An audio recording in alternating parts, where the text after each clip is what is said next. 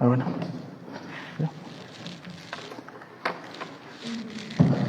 Buenas noches, hermanos.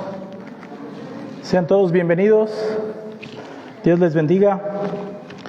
Bienvenidos a la casa del Señor. Y esta tarde, hermanos, iniciamos una nueva serie que tiene como motivo que nosotros durante varias semanas estemos frente a la exposición de la palabra en lo que conocemos como la Semana Santa, hermanos, la semana que culmina en la crucifixión y en la resurrección de nuestro Señor Jesucristo. Vamos a estar exponiendo durante los jueves una serie de enseñanzas que empiezan precisamente el día de hoy con la famosísima entrada de Domingo de Ramos, como el mundo la conoce, ¿verdad? Esa famosa entrada a Jerusalén, que por ahí los evangelios le llaman la entrada triunfal de nuestro Señor Jesucristo. Es lo que vamos a estar meditando el día de hoy, esta tarde, hermanos. Vamos a hacer una oración y esperemos, hermano, que todas estas enseñanzas, a lo largo de ellas, que sean de meditación para cada uno de nosotros, que a través de los expositores usados por Dios, a través de su palabra, que nos guíe, que nos enseñe, para que todos juntos, al final de todas estas enseñanzas, hermanos, podamos ver qué es lo que quiere Dios que nosotros aprendamos, que nosotros llevemos a cabo como sus hijos, y que le pidamos también perdón, hermanos, por las veces que no lo hemos hecho, ¿verdad? Entonces, ruego en Dios que todas estas enseñanzas sean de edificación para cada uno de nosotros. Vamos a hacer una oración para que podamos entrar en materia inmediatamente en la enseñanza del día de hoy, que se encuentra en el Evangelio de Mateo, capítulo 5, versículos del 1 al 11. Vamos a iniciar, Mateo capítulo 21, hermanos. Mateo capítulo 21, del 1 al 11. Hagamos una oración. Padre nuestro que estás en el cielo, te damos gracias, Señor, por tu amor, por tu bondad, por tu misericordia, por tu fidelidad, Señor, por tu hermosa palabra que has dejado plasmada en la Biblia, Señor, para cada uno de nosotros, para nuestra edificación, para nuestra enseñanza, Señor, para que seamos educados como tus hijos. Te damos gracias, Padre, por ese hermoso regalo que tú diste al mundo, Señor, en Cristo Jesús, su vida santa, su muerte y sobre todo, Señor, su resurrección. Te pedimos, Padre, que tú esta tarde uses a tu siervo, Señor, de la manera que a ti te agrada, no tomando en cuenta esas faltas, Señor, que están en mí, sino que para que tu nombre sea glorificado, Señor, a través de tu palabra, a través de tu Santo Espíritu. Prepara nuestra mente y nuestro corazón. En el nombre de Jesús te lo pedimos. Amén. Bueno, vayamos a nuestra Biblia, hermanos. Vamos a iniciar en el Evangelio de Mateo, como ya lo dije, capítulo 21. Vamos al Evangelio de Mateo, capítulo 21, el cual, como ya les dije, hermanos, empieza con esa famosísima entrada triunfal de nuestro Señor Jesucristo en la ciudad de Jerusalén, en la ciudad del Rey. Y para los que hemos leído, hermanos, acerca de esa entrada triunfal, pues podemos ver, pensar, analizar que es una entrada con mucha algarabía, con mucho júbilo, lleno de exaltación hacia el nombre de Jesús, que viene montado sobre un pollino de asna. Y también, hermanos, podemos notar en la Escritura que también esa entrada está llena de misterio y está llena de expectativa. Y es lo que vamos a estar analizando el día de hoy, hermanos. Vamos a nuestro texto, ¿sí? Ahí en Mateo 21, versículos del 1 al 11. ¿Sí? Dice: cuando se acercaron a Jerusalén y vinieron a Betfagé, al monte de los olivos, Jesús envió 2 discípulos, diciéndoles: id a la aldea que está enfrente de vosotros, y luego hallaréis una asna atada y un pollino con ella, desatadla y traédmelos. Y si alguien os dijere algo, decid, el Señor los necesita, y luego los enviará. Todo esto aconteció para que se cumpliese lo dicho por el profeta, cuando dijo, decid a la hija de Sión, he aquí, tu rey viene a ti, manso y sentado sobre una asna, sobre un pollino, hijo de animal de carga. Y los discípulos fueron e hicieron como Jesús les mandó. Y trajeron el asna y el pollino y pusieron sobre ellos sus mantos, y él se sentó encima. Y la multitud, que era muy numerosa, tendía sus mantos en el camino, y otros cortaban ramas de los árboles y las tendían en el camino. Y la gente que iba delante y la que iba detrás aclamaba, diciendo, Hosana al Hijo de David, bendito el que viene en el nombre del Señor, Hosana en las alturas. Cuando entró él en Jerusalén, toda la ciudad se conmovió diciendo, ¿quién es este? Y la gente decía, este es Jesús, el profeta de Nazaret de Galilea. Bueno, nuestro tema el día de hoy, hermanos, le he puesto la entrada de un rey inesperado. Ese es el título del tema, la entrada de un rey inesperado. ¿Y por qué inesperado, hermanos? Porque sabemos que el Cristo es el Mesías, el Hijo de Dios, el Salvador del mundo, el Rey del universo. Pero también entendemos que es inesperado, hermanos, porque Él llegó a esa ciudad donde le era esperado desde mucho tiempo atrás. Pero cuando Él llega a la ciudad que le esperaba, Él no fue recibido, Él no fue reconocido. Fue una entrada también de esa manera inesperada, porque Jesús no fue el rey que los judíos esperaban por tanto tiempo. Él no fue el rey que ellos estuvieron esperando. Vamos a nuestro contexto, hermanos, en la Biblia. Ahí en nuestro Evangelio de Mateo podemos notar que Jesús, en el capítulo 20 del versículo 17, ahí podemos ver que Jesús va subiendo a Jerusalén con sus 12 discípulos. ¿Están ahí, hermanos? Para entrar en contexto. Y Él les va explicando, les va narrando acerca de las cosas que Él menciona en varios evangelios, acerca de las verdades que iban a acontecer al Mesías, de las cosas que le iban a suceder. Podemos notar que ahí en el versículo 18, que dice, he aquí, subimos a Jerusalén, y el Hijo del Hombre, que es el título favorito de Jesús, que ocupa de Daniel 7, dice, el Hijo del Hombre será entregado a los principales sacerdotes y a los escribas, y le condenarán a muerte, y le entregarán a los gentiles para que le escarnezcan, le azoten y le crucifiquen. Mas al tercer día Él resucitará. Podemos ver que Jesús le ha mencionado esto a sus discípulos en varias ocasiones y los diferentes evangelios así lo narran. Pero ¿qué creen, hermanos?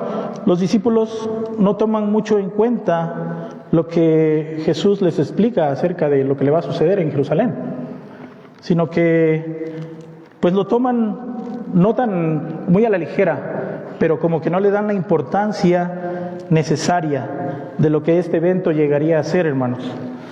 Podemos notar que continuando ahí en el contexto del capítulo 20, en el versículo 20, inclusive dos de sus discípulos, haciendo caso omiso acerca de lo que a Jesús le va a suceder, ellos toman la libertad, narra el texto de Mateo, que junto con su madre, los hijos de Zebedeo, le hacen una petición un poco incómoda, un poco rara, acerca de que cuando Jesús estuviera ya en su trono, que ellos querían estar reinando con Él.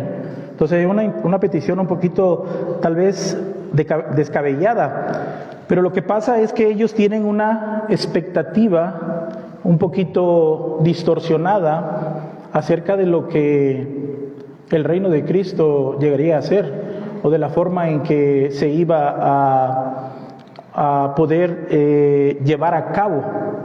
Entonces podemos notar ahí en ese contexto que Santiago y Juan, ahí en Mateo 20:20, ellos abordan, ¿sí?, junto con su madre a Jesús y le hacen esa petición, ¿sí? Pero también lo podemos notar juntamente, o podemos hacer una visita al Evangelio de Marcos. Vayamos ahí, al Evangelio de Marcos, capítulo 10, versículo 32, que hay un paralelismo por ahí acerca de esta narrativa bíblica. Prácticamente lo mismo que acabamos de mencionar, ¿verdad?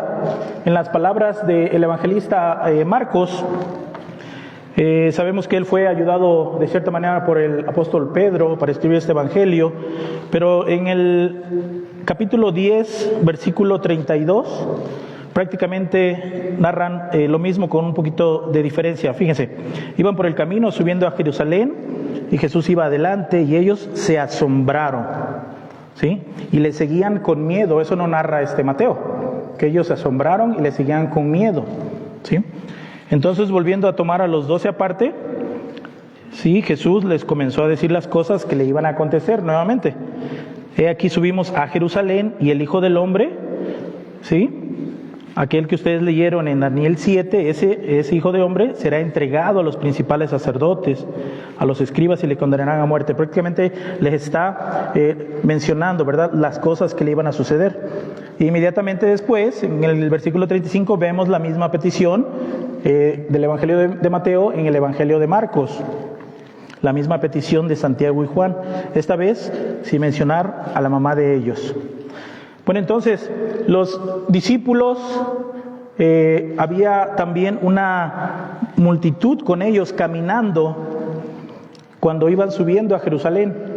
Entonces, los discípulos iban acompañando al Señor y ellos van con esa idea, ¿no?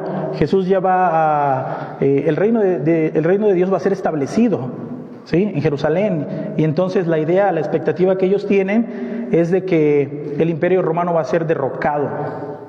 Ahora vamos a reinar nuevamente como en los tiempos del rey David, como en los tiempos de Salomón.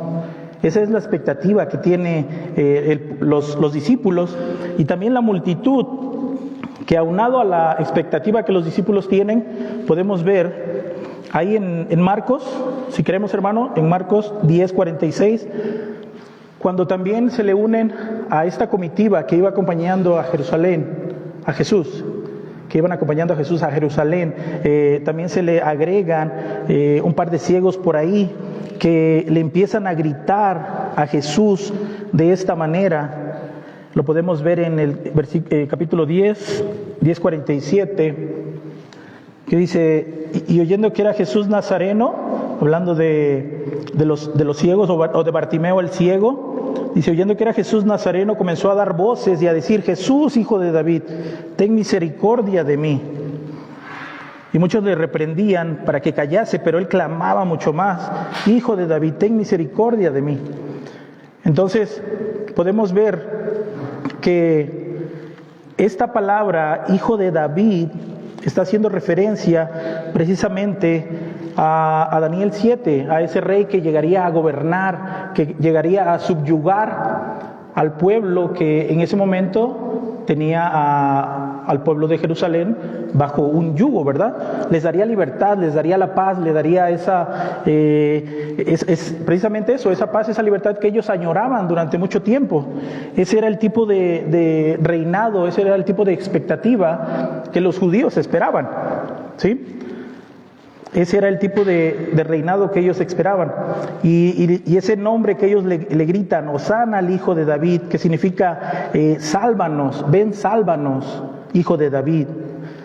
Entonces, podemos notar que cuando vamos a encontrar que cuando Jesús entra a la ciudad, esas palabras, las que inició Bartimeo y que después la multitud empezó a tomar, esas serían las mismas palabras que la gente le gritaría a Jesús cuando entre a la ciudad de Jerusalén. Ahora, el título que le están dando a Jesús no es incorrecto. El título que le están dando a Cristo no es incorrecto, hermanos. Lo que es incorrecto es la expectativa que ellos tienen acerca del Salvador. Ese es el error, ¿sí? Entonces, esas mismas personas, hermanos, que ahorita en ese momento le estaban gritando Hosana a Jesús, Hosana hijo de David, sálvanos, más adelante esas mismas personas serían los que le gritasen crucifícale, crucifícale, ¿sí?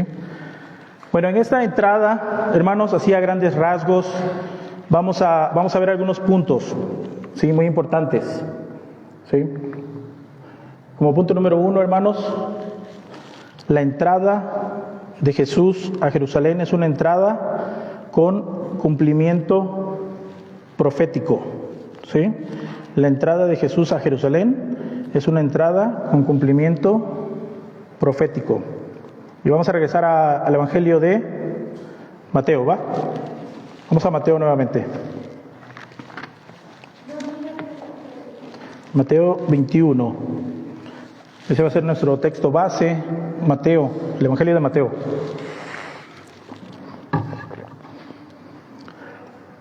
Mateo 21, versículo 2. Diciéndoles, hablando de Jesús, id a la aldea que está enfrente de vosotros, y luego hallaréis una asna atada y un pollino con ella. Desatadle y traédmelos. Jesús está haciendo preparativos ya para ingresar a la ciudad. Y él manda, podemos ver aquí en el texto, a 2 de sus discípulos, y simplemente les da una orden muy específica. Vayan a esa aldea que está enfrente, van a hallar a una asna atada y a un pollino con ella, que es un asno joven. Desátenla y tráiganmelos. Y si alguien les pregunta por qué lo están tomando o algo, simplemente digan esto, versículo 3. Y si alguien os dijere algo, decid, el Señor los necesita y luego los enviará, o luego los devolverá, ¿verdad? Pero aquí podemos notar un detalle un poco extraño acerca de esa entrada de Jesús en Jerusalén. ¿Cómo es que él, siendo el gran rey, el rey de Jerusalén, cómo es que entra en un burrito muy sencillo, un asno, ¿sí? El rey de Jerusalén, la gran ciudad. Estamos hablando, hermanos, que ahorita en ese momento en Jerusalén hay muchas personas, hay una multitud de personas. Por ahí teólogos indican que hay 1 millón de personas, por ahí otros teólogos dicen que cerca de 2 millones de personas, pero la palabra de Dios nos dice que es una multitud enorme. Entonces podemos notar que hay mucha gente, es la fiesta de la Pascua, o será la fiesta de la Pascua en unos pocos días. Estamos hablando de aproximadamente unos 5 días antes de la entrada de Jesús a Jerusalén, pero hay mucha gente. Entonces, ¿cómo es que el rey va a entrar en un pollino? O sea, en un burrito muy sencillo, ¿verdad? Debería de entrar en un corcel blanco como todo un conquistador, o etcétera, etcétera. Ustedes entienden, ¿verdad? Pero es lo extraño, ¿verdad? Pero él da esa indicación y los discípulos van y lo hacen y se cumple tal y como él lo dice, ¿sí? Pero encontrando en el Antiguo Testamento, bueno, eso no era algo raro, hermanos, porque en el tiempo de los jueces, las personas importantes, de hecho, montaban en asnos. Entonces, por ahí encontré algunas referencias acerca de que hablan de eso. O sea, no era nada extraño. En los primeros capítulos del libro de los jueces, algunos jueces montaban, o sea, que eran personas importantes, montaban asnos. Denotaba un poco de humildad, justicia, mansedumbre en las personas, ¿no? Y por ahí también más adelante podemos entender que los caballos pues apenas llegarían, ¿sí? Pero bueno, pero esa es la idea, que Jesús hace esto por una razón. No es simplemente porque Él quiera llegar a la ciudad montado en un asno nuevo, ¿sí? Porque por ahí hay ciertas cosas que podemos denotar acerca de Jesús, de que Jesús nació de una mujer virgen, ¿sí? Que nunca tuvo relaciones con un varón. También podemos notar que Jesús fue sepultado en en un sepulcro que era completamente nuevo, ¿recuerdan? Entonces ahora Jesús monta un pollino nuevo, un burrito nuevo, ¿no? Entonces son por ahí ciertos detalles, pero lo que está aquí haciendo Jesús es, hermanos, por algo muy especial. ¿Por qué? Porque Él va a llevar a cabo un cumplimiento profético. Bueno, esto es lo que leímos ahorita en Mateo 21, pero vamos a Zacarías. El libro de Zacarías nos da luz, nos da una respuesta acerca de esto que Jesús está llevando a cabo, ¿sí? Específicamente, vayamos ahí a Zacarías capítulo 9, versículo 9, hermanos, ¿sí? Zacarías capítulo 9, versículo 9. ¿Están ahí? ¿Qué dice, hermanos? Alégrate mucho, hija de Sión. ¿Sí? ¿Estamos? ¿Amén? ¿Sí? ¿Quién es hija de Sión? ¿Quién es la hija de Sión, hermanos? Jerusalén, ¿verdad? Da voces de júbilo, hija de Jerusalén. He aquí tu rey vendrá a ti, justo y salvador, humilde, y cabalgando sobre un asno, sobre un pollino, hijo de asna. Y, hermanos, cuando Jesús entra a la ciudad, podemos pensar, ¿ustedes creen que alguien de pura casualidad se haya acordado acerca de esa profecía? ¿Habría alguna persona que realmente se haya acordado yo recuerdo esa profecía, haberla leído por ahí en el rollo de Zacarías, ¿verdad? ¿Hay una posibilidad o no? Tal vez, ¿verdad? Pero digamos que no, que sí o que tal vez no, pero eso es nada más una mera posibilidad, pero digamos que no. Pero de un versículo que es muy probable, y estoy muy seguro que los judíos sí se acordaban, hermano, era el versículo 10, era el texto del versículo 10. Fíjense lo que dice, hablando del Mesías esperado, versículo 10 ahí en Zacarías. Y de Efraín destruiré los carros, y los caballos de Jerusalén, y los arcos de guerra serán quebrados, y hablará paz a las naciones, y su señorío será de mar a mar, y desde el río hasta los confines de la tierra. Entonces, a ellos no les importa el versículo, tal vez el versículo 9, por ahí se les pasó, pero donde dice que Él es justo y humilde y que vendrá sobre un pollino, tal vez se les pasó, pero lo que sí se acordaba el pueblo de Israel era de que ellos estaban esperando a un rey, a un salvador de una manera del estilo de David, del estilo de ese guerrero imponente, ¿verdad? Entonces, y cuando ellos gritan, hermanos, cuando ellos gritan ese sálvanos, hosana, pues están haciendo precisamente referencia a eso, de que ellos necesitaban ser salvados tal vez de Herodes, de Pilatos. Ellos quieren a ese salvador como el rey David, ¿sí? Alguien que los libere de ese yugo, ¿sí? Pero, hermanos, pues posiblemente se olvidaron de las palabras de Jesús. Él dijo en una ocasión, yo no vine a traer la paz, sino la espada, ¿verdad? Todo lo contrario. Entonces, no es algo que Jesús le vendría a dar de la manera que ellos la estaban esperando, ¿verdad? Vamos al Evangelio de Juan, hermanos. Por ahí también mencioné el Evangelio de Juan, capítulo 12, ¿verdad? Juan 12, vamos a ir rapidito a Juan 12, también por ahí lo menciona.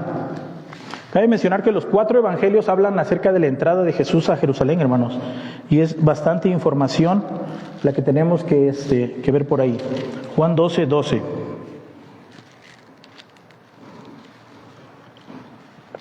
Y inicia nuevamente también. Dice, el día siguiente,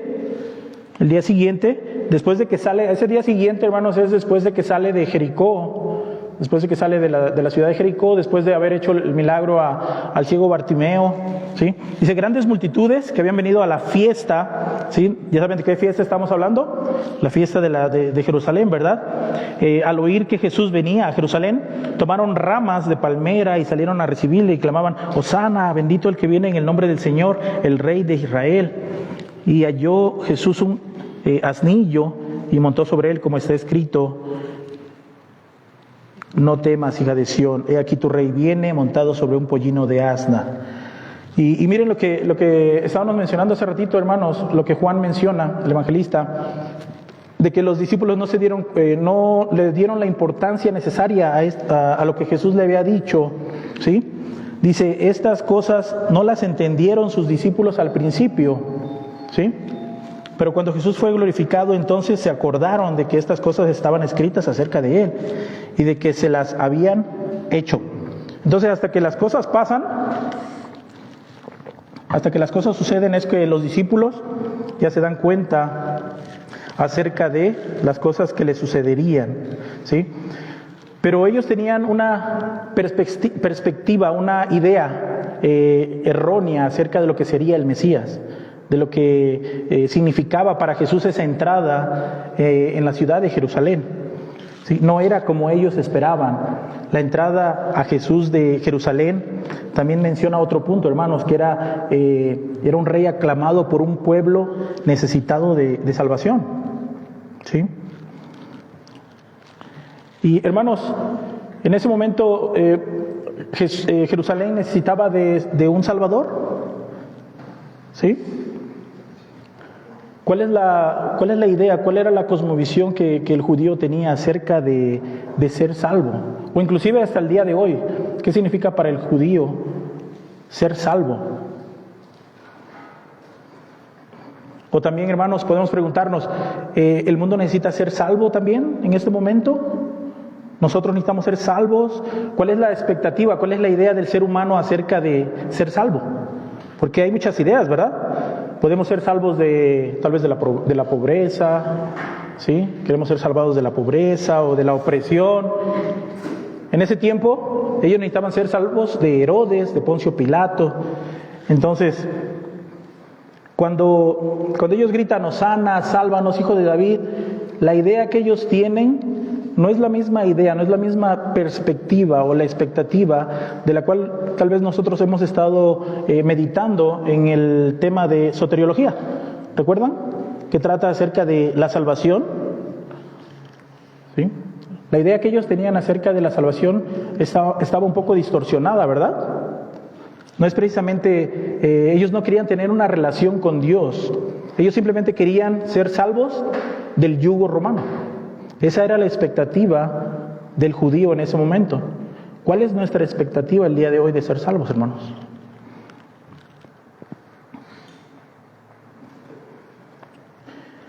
Y ese grito, ese clamor que ellos le hacían, tiene también un origen. Tienen también un origen, hermano. Vamos a ir al Salmo 118, como lo menciona ahí el texto que les puse de referencia y que vamos a estar analizando. Salmo 118.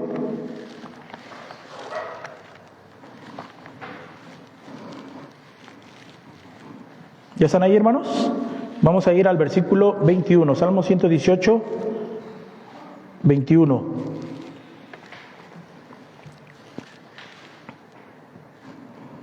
Te alabaré porque me has oído y me fuiste por salvación. Ahí está, ese es precisamente ese ven, sálvanos, ese Hosana, hijo de David. Eso es prácticamente lo que el pueblo judío clamaba, ¿sí? Pero hermanos, hay algo muy importante. Este versículo, en el número 22, los judíos lo desecharon, no le tomaron la importancia necesaria, porque fíjense lo que dice el versículo 22.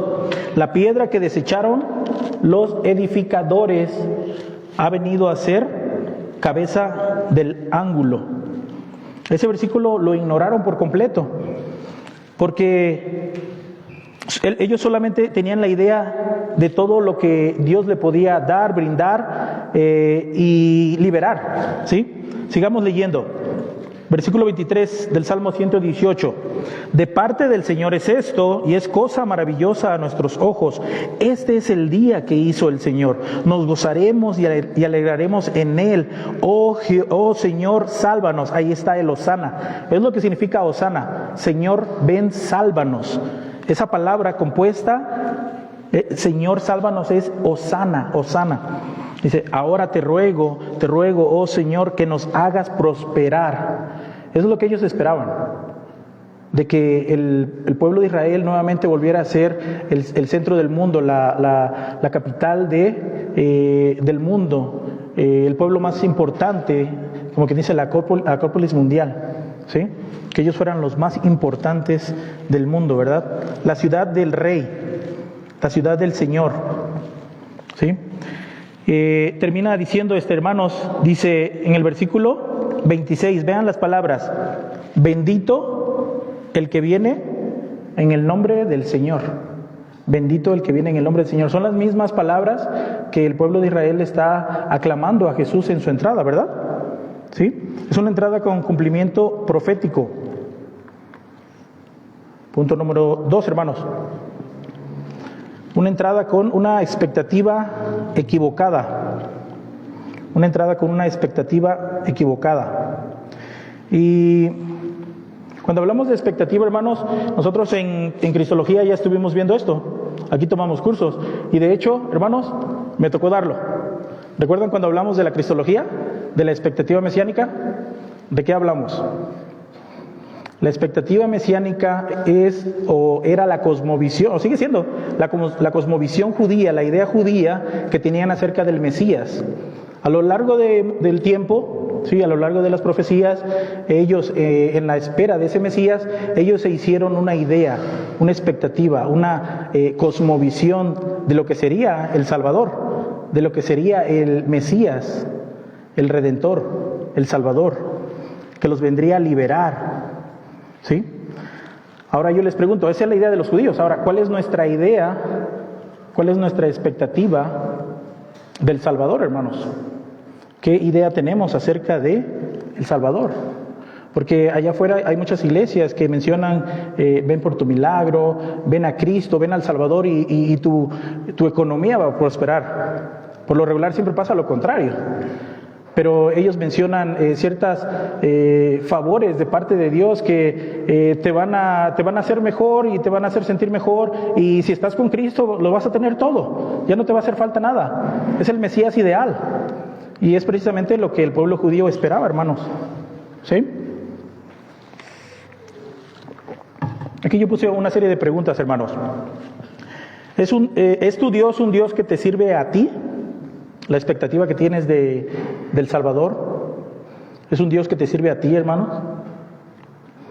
Que debe de estar atento y presto, como si fuera un mesero por ahí, al cual puedes ordenarle, ¿verdad? Y si no te lo da cuando quieres, pues simplemente le puedes reclamar. O qué tal, si es tu Dios un Dios que cumple todos tus caprichos, ¿sí? Esa es la expectativa que tenemos acerca del Mesías, y que si no lo hace, en vez de alabarle, le da la espalda, ¿sí? O como quien dice, le crucificas, ¿sí? Tal vez de nuestra boca, hermanos, no salgan esas palabras que esa multitud clamó: crucifícale, crucifícale. Pero muchas veces nuestra actitud, hermanos, nuestro corazón, a lo mejor se asemeja mucho a esas palabras también. Tal vez no le gritemos crucifícale, crucifícale, pero las intenciones de nuestro corazón, hermano, ¿se asemejan a esas palabras? Estas personas estaban clamando a Jesús: Hosana, hijo de David, Hosana en las alturas. Pero su cosmovisión, su idea, su perspectiva del Salvador estaba totalmente distorsionada de lo que realmente era el reino de Dios. Ellos veían a Jesús por lo que les podría ofrecer. Y vemos más adelante, hermanos, que esas mismas personas que le gritan: Hosana, hijo de David, sálvanos, serían las mismas personas que le gritarían: crucifícale, crucifícale.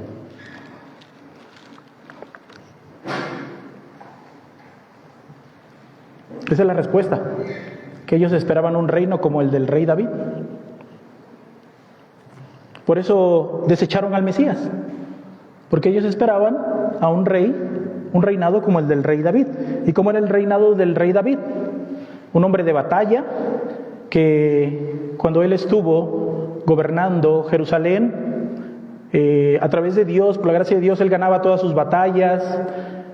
Él llevó a Jerusalén a un desarrollo a través del tiempo en el cual el pueblo de Israel prosperaba, ¿sí?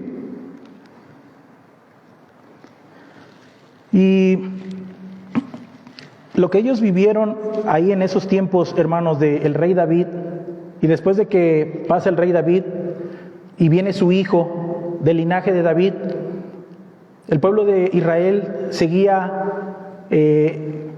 cosechando esas ideas en sus cabezas, porque David los llevó a la victoria en todo momento, ¿verdad? Sí, fueron pocas las victorias que David perdió, pero de ahí cuando llega su hijo, de su linaje, los judíos pusieron tal vez los ojos en Salomón. ¿Por qué? Porque el pueblo de Israel también floreció. La literatura, la filosofía, la plata, el oro, la edad dorada de Jerusalén, ¿lo recuerdan? ¿Sí? Entonces, esa es la idea que se formó en el pueblo de Israel. Por eso ellos desecharon al Mesías, porque ellos esperaban un reino como el del rey David. Y de igual manera, un reino que los salvara de todos sus enemigos. Y en ese momento, ¿sus enemigos quiénes eran? Los romanos, ¿verdad? Los romanos. Y para nosotros, hermanos, ¿quiénes son nuestros enemigos?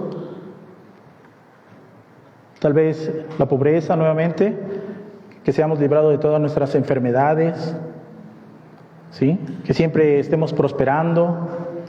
Ese es el tipo de Mesías que nosotros esperamos. Ese es el tipo de Mesías que nosotros vemos, hermanos.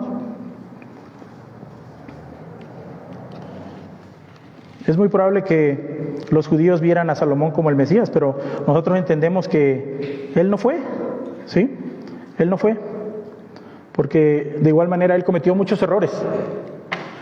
Y la entrada a Jerusalén, hermanos, entonces fue también, y este es el último punto que vamos a estar viendo, punto número 3, una entrada llena de ceguera de parte de aquellos que la esperaban. ¿Y a qué me refiero con esto, hermanos? Una entrada llena de ceguera de parte de aquellos que la esperaban. Al igual que esas personas que aclamaron a Jesús como el Hijo de David, como el Mesías, como el Rey esperado, ¿sí? De igual manera, nosotros podemos verlo, hermanos, y tal vez sentir cierta tristeza a la vez cuando nosotros predicamos el Evangelio a nuestros familiares y vemos que ellos rechazan a Jesús, que ellos rechazan al Salvador, que a pesar de que se les predique el Evangelio una y otra vez, ellos no quieran venir a Jesús, ellos no quieran creer en Él. De esa misma manera, hubo ceguera en estas personas que recibieron a Jesús en esa entrada a Jerusalén, porque cuando ellos no recibieron lo que ellos esperaban, ellos le dieron la espalda. Y nuevamente, en vez de clamar ahora como Rey, como Salvador, ahora pidieron a un hombre, a un hombre que era corrupto, a Barrabás, a un ladrón, a un asesino, y a Jesús en vez pidieron crucificarle. Había ceguera en esas personas. Pero nuestro Señor es un Dios de amor, hermanos. Nuestro Señor es un Dios de misericordia, es un Dios de fidelidad, es un Dios de paciencia. Y inclusive en esta palabra, hermanos, podemos encontrar una advertencia de amor de parte de nuestro Señor a través del Espíritu Santo que quedó plasmado en el Evangelio de Lucas, hermanos. Vamos a ver una advertencia de amor en el Evangelio de Lucas para todas esas personas que estaban ahí reunidas en esa ocasión y que Jesús sabía, hermanos, lo que iba a suceder. Él sabía que le iban a recibir como un rey. Él sabía que le iban a aclamar. Pero él también sabía que al final de cuentas le iban a rechazar. Lucas 19, versículo 37. Dice, cuando llegaban ya cerca de la bajada del monte de los olivos, Cuando llegaban ya cerca de la bajada del Monte de los Olivos, toda la multitud de los discípulos gozándose. Bueno, una referencia antes ahí, hermanos, en el versículo 37. Una referencia, un dato histórico bíblico. Esa bajada del Monte de los Olivos, esa bajada es la misma bajada que el rey David subía, o el rey David subió, cuando él escapó de ese golpe de estado que le da su hijo Absalón, después de no haber hecho nada, al haber dejado que uno de sus hijos violara a una de sus hijas. Y entonces Absalón levanta un golpe de estado y él se lanza con una comitiva contra el rey David. Bueno, esa bajada que Jesús bajaba, esa bajada el rey David la subió descalzo, con la cabeza cubierta, y en ese mismo tramo al rey David le maldicieron, uno de la casa de Saúl. Pero ahora fíjense aquí, hermanos, cómo es diferente con nuestro Señor, ¿sí? Porque alguna vez alguien pensó que David era el Mesías. Alguien lo vio como el Mesías. Él fue también un rey ungido, ¿verdad? Pero no fue lo que nuestro Señor sería. Y vean la diferencia, o esa similitud, pero contraria, que sucedió aquí. Dice, toda la multitud de los discípulos, gozándose, comenzó a alabar a Dios a grandes voces por todas las maravillas que habían visto, ¿verdad? Todos los milagros que Jesús había hecho. Precisamente el más fresco que estaba aquí en la mente de estas personas que venían aclamándole era de los ciegos, del ciego Bartimeo, ¿sí? Y dice, diciendo, bendito el Rey que viene en el nombre del Señor, paz en el cielo y gloria en las alturas. Dice, entonces, algunos de los fariseos de entre la multitud le dijeron, Maestro, reprende a tus discípulos. Él respondiendo les dijo, os digo que si estos callaran, las piedras clamarían. Y cuando llegó cerca de la ciudad, al verla, fíjense lo que dice que hizo nuestro Señor, hermanos. Lloró sobre ella, diciendo, oh, si también tú conocieses a lo menos en este día lo que es para tu paz, mas ahora está encubierta de tus ojos.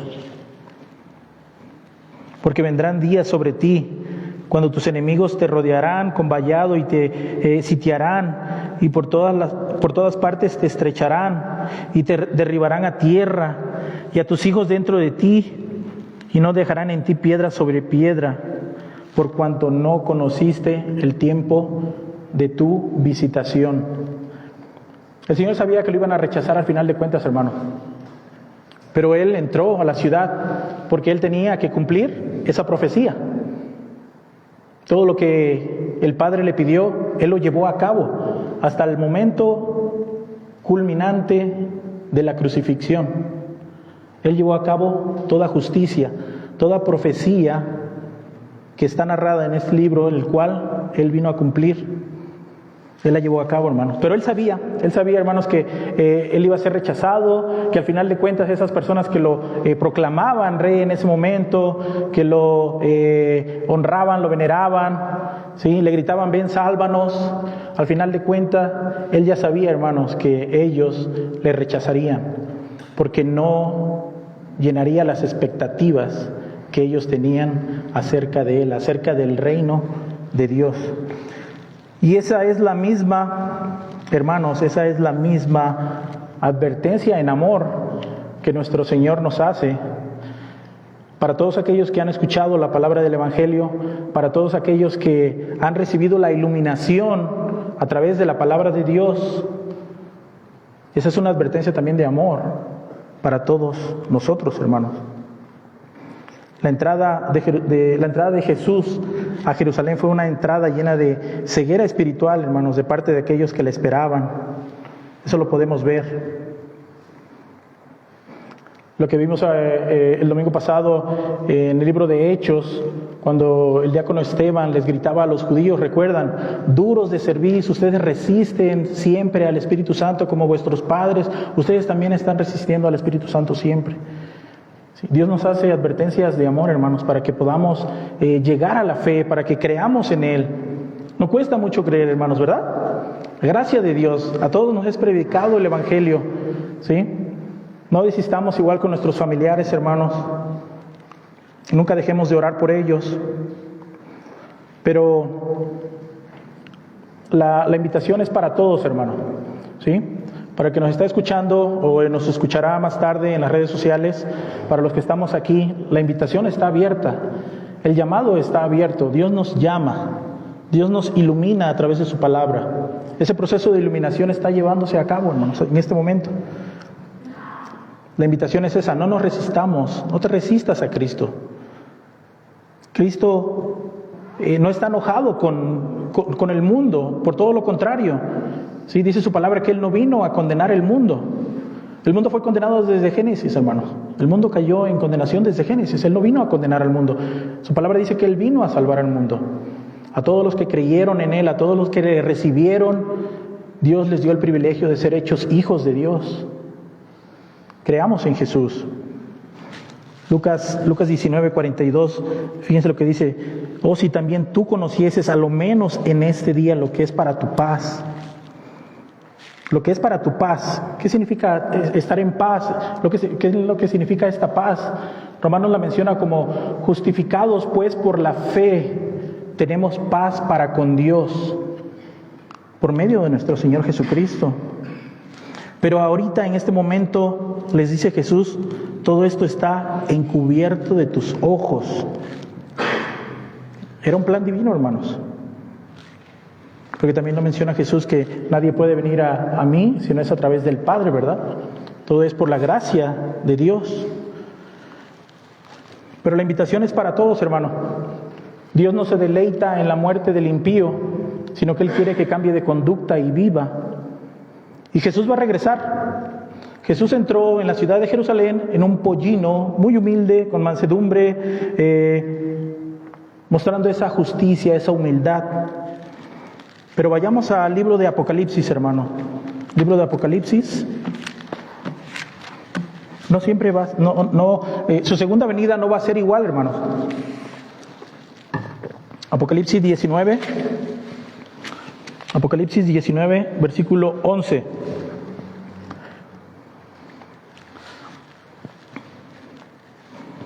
Entonces vi el cielo abierto, y he aquí un caballo blanco, y el que lo montaba se llamaba Fiel y Verdadero, y con justicia juzga y pelea. Sus ojos eran como llama de fuego, y había en su cabeza muchas diademas, y tenía un nombre escrito que ninguno conocía sino él mismo. Estaba vestido de una ropa teñida de sangre, y su nombre es el Verbo de Dios. Y los ejércitos celestiales, vestidos de lino finísimo, blanco y limpio, le seguían en caballos blancos. De su boca sale una espada aguda para herir con ella a las naciones, y Él las regirá con vara de hierro. Y Él pisa el lagar del vino del furor y de la ira del Dios Todopoderoso. Y en su vestidura y en su muslo tiene escrito este nombre: Rey de Reyes y Señor de Señores. De esta manera va a regresar nuestro Señor Jesucristo, hermanos. De esta manera. Su primer visita fue en servicio, en sacrificio, en humildad, entregando su vida por cada uno de nosotros. Y Él nos llama a ese arrepentimiento, y Él nos llama a esa vida, para tener una vida plena a través de Él, a través de la fe en Él.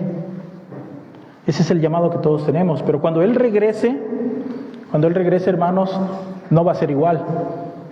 No va a venir como un siervo esta vez, va a venir como un rey que va a venir a juzgar a las naciones, hermanos. ¿Sí? Podemos ir a Mateo, hermanos. Ya vimos cómo va a regresar, pero ¿a qué va a regresar? ¿Sí? Vamos a Mateo 25, hermanos. Mateo 25, versículo 31.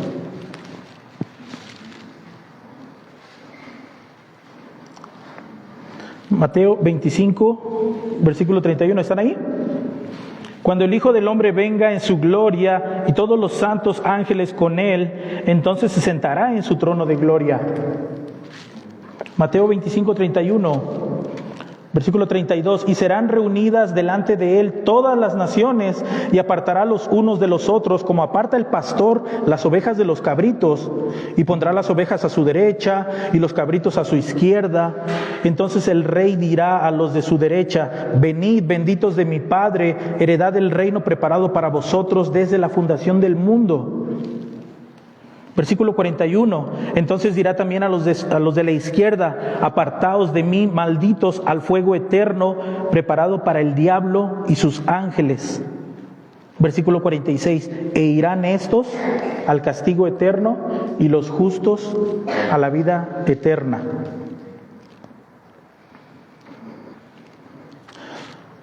Ahí será el lloro y el crujir de dientes, como lo menciona la Escritura, hermanos. Pero aún hay tiempo. Hoy es el día de la visitación. Hoy es el día de la salvación. El llamado está abierto todavía para el mundo, hermanos. No dejemos de predicar el Evangelio a nuestras familias, a nuestros amigos, para que ellos también puedan llegar a la fe a través de la gracia de Dios y ser salvos, hermanos. ¿Sí? Vamos a hacer una oración, hermanos. Padre nuestro que estás en el cielo, te damos gracias, Padre Todopoderoso, por esa obra maravillosa, Señor, que tú planeaste desde antes de la fundación del mundo en tu Hijo Jesucristo.